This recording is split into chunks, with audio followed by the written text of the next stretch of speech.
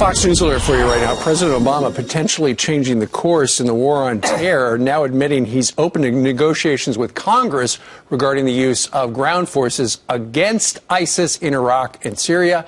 And it appears the majority of the American people agree. The latest poll shows 57% of Americans support sending ground troops. Lindsey Graham, senator from the great state of South Carolina, joins us right now. Thank you. That is good news. It is good news. We don't know how much or how many. He's open to it. Ball's yours in Congress. Well, all I can say is that listen to Jack King. He tells you what you need in terms of a support element. Around 10,000 American forces. General King. Oh, General King. Yeah, the guy that appears on Fox who knows more about what's going on than anybody I've met. 3,000 is too many to be hostages, not enough to get the job done. So listen to the generals for a change, Mr. President. If you had embedded trainers at the battalion level with all the other support networks, you're around 10,000, and we'd have a really good chance of winning in Iraq. Yeah. So this is a move that we hope will take place, right? No, the big Real thing, compromise. Yes, ma'am. The big thing for me is this our war? I hear a lot of people on other networks saying, I'm tired of fighting other people's wars. Well, ISIL is our war. They're a threat to us.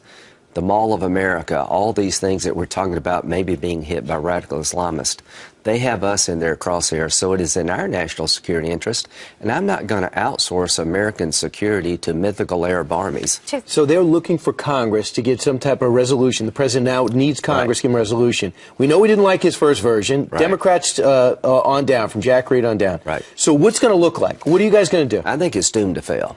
My authorization would be simple. Do what you need to win. Whatever you need to do, do it. The president doesn't want that. How many troops would you say? Whatever is necessary based on sound military advice, not political talking heads. Listen to someone like General King. You know, Who says 10,000? Right. I don't want to send any more than necessary, but I want to win. The worst possible outcome is to take ISIL on and lose. That makes them even stronger than they are today. Absolutely.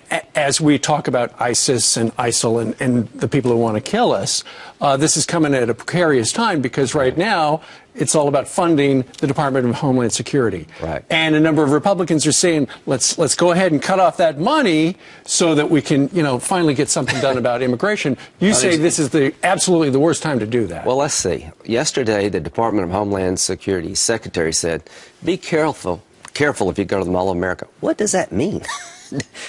Somebody should ask him, would you take your family to the Mall of America? I think our country is under great threat.